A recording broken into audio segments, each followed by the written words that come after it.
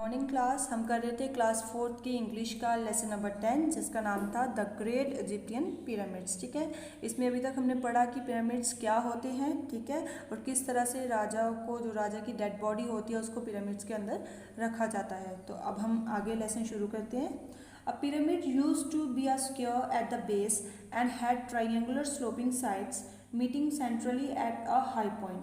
Pyramids की shape किस तरीके से होती है, किस ढंग से उसको बनाया जाता है। इसकी जो बेस होता है पिरामिड का वो स्क्वायर शेप में होता है और इसकी जो साइड में स्लोप्स होती हैं इनकी ट्रायंगुलर शेप होती है और ये हाइट सेंटर से हाईली जो है हाई पॉइंट में एक जाकर मिल जाता है। ठीक है, जैसे इस पिक्चर में आपको दिखाया गया है। There are as many as 70 pyramids in Egypt today, but only 3 of these are most famous and which are at Giza near Cairo, the capital of Egypt. ठीक है, टोटल कितने इजिप्ट में कितने पिरामिड्स हैं? 70 पिरामिड्स हैं, जिसमें 3 जो है वो सबसे ज़्यादा फेमस है। और वो कहाँ पे पाए जाते हैं? इजिप्ट की एक कैपिटल है कारियो, वहाँ पे उसी के पास एक जगह है गीज़ा जहाँ पे ये पिरामिड्स पाए जाते हैं। The Egyptians had to work hard on the pyramid planning long in advance. जो इजिप्ट के जो लोग थे वो पहले से ही वो इन पिरामिड्स को बनाने में बहुत मेहनत करते थे। वो क्या करते थे, पहले से ही इनकी प्लानिंग करके रखते थे कि पिरामिड्स को हम किस तरीके से बनाएंगे। Large pieces of stone were brought from across the river Nile. वो जो वर्ल्ड की जो सबसे बड़ी रिवर है नाइल, वहाँ पे वो उसके पास जाकर वहाँ पे जो बड़े बड़े पत्थर थे, जो स्टोन के पीसीस होते थे, उनको लाते थे। Legend had it that lakhs of slaves were required to labor for as many as 20 years to construct a single pyramid. लोगों का ये मानना था कि एक पिरामिड को, एक सिंगल पिरामिड को बनाने के लिए 20 साल लग जाते थे और उसके लिए कम से कम लाख के हिसाब से जो कारीगर हैं उनकी ज़रूरत पड़ती थी। For cutting stones, artisans had to use a feet long saws. एक पत्थर को काटने के लिए आर्टिशन को 1 फुट लंबी आरी की ज़रूरत पड़ती थी। Generally, the brutal vacuole was in the center of the pyramid.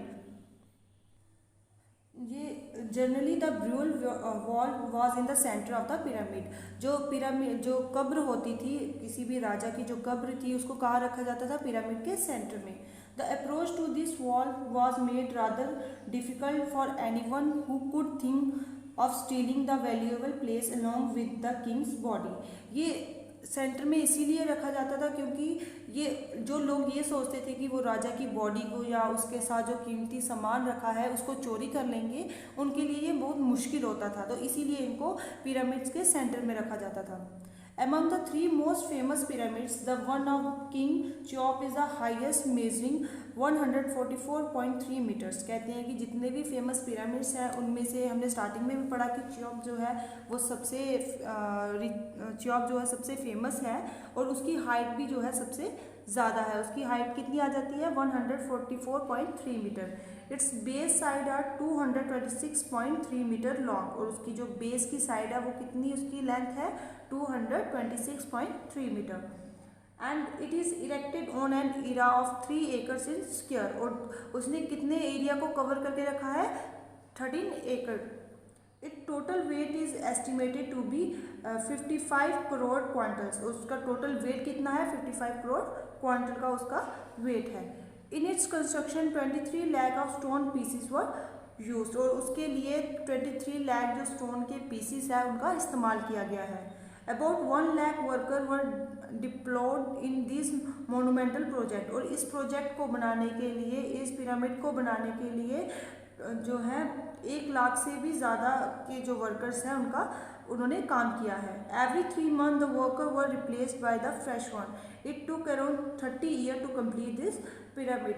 हर 3 महीने के बाद जो है एक वर्कर को चेंज कर दिया जाता था नए वर्कर के साथ। और इस पिरामिड को बनने में एक पिरामिड को बनने में 30 साल लग गए थे।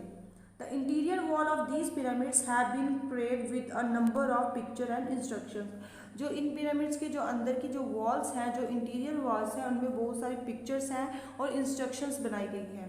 These instructions related to the impending dangers and hardship in other world. इस इंस्ट्रक्शन में क्या बताया गया है कि जैसे हमने पढ़ा था कि लोगों का मानना था कि राजा जो है वो भगवान की फैमिली से रिलेट होते हैं, तो उन्होंने इन दीवारों पे इस तरह की इंस्ट्रक्शंस बनाई होती हैं कि जिससे कि वो उनको वहाँ तक पहुँचने में मदद करे, जो रास्ते में उनको डेंजर्स आएंगी, जो उनको मेहनत करनी पड़ेगी, उसमें हेल्प करने के लिए इन्होंने कुछ इंस्ट्रक्शंस दीवारों पे बनाई होती हैं।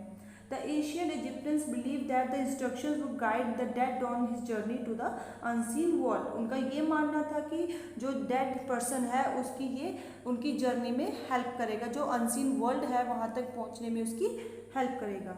The Egyptian pyramids are one of the 7 wonder of the Asian world. जो इजिप्टियन पिरामिड्स हैं जो हमारे 7 वंडर्स आते हैं उनमें से ये एक है।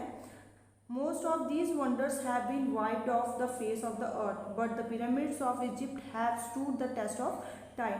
अब टाइम के साथ क्या है कि अर्थ में बहुत सारे फेसिस आए हैं अर्थ के अंदर, उसके अंदर जो पुराने वंडर्स हैं बहुत सारे वो ख़त्म हो चुके हैं, पर जो पिरामिड्स हैं वो अभी तक वैसे के वैसे ही हैं।